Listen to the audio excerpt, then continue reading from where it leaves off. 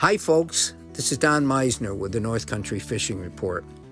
I was watching a show on TV in the Linder brothers, and probably a lot of you haven't heard of them, but they were one of the pioneers of fishing, especially on TV and on the radio, and they really have compiled a tremendous amount of information. Well, they were talking about how the gear ratio in a reel is so important. I thought, that's something I should pass on. And here's why it's important. The gear ratio of the reel that you're using, spinning reels or bait casting, will determine how quickly or how slowly your lure will come through the water, depending on the same rate of moving your hand on the handle.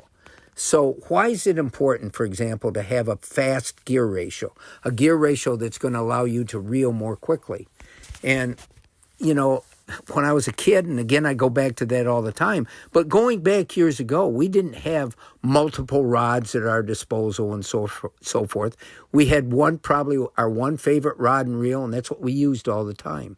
But now most of the pro anglers will have a number of rods set up with different gear ratio reels because they claim that every lure that you use requires a different type of retrieve speed, a different type of look in the water. But here's another reason why the gear ratio can become important.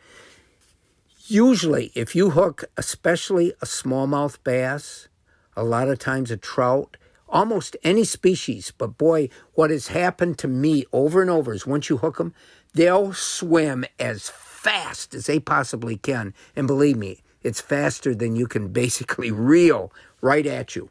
So when they do that, your line becomes slack. You got no pressure on that fish. It gives them the perfect opportunity to get that hook out of their mouth because there's no pressure keeping it in. They'll wiggle their mouth, they'll shake their head, they'll do all that as they're swimming at a speed much greater than you can imagine.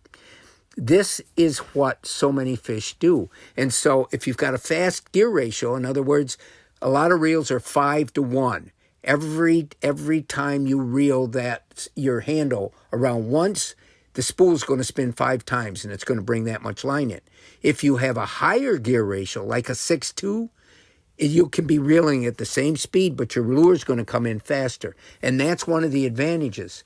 Another thing, if you're using jigs, let's imagine you're using jigs. That's a slow type of fishing. You don't need a fast retrieve for that. You're hardly moving it. But if you're using like a high-speed spinnerbait or crankbait or something that you got to bring through the water really fast, then it really helps you.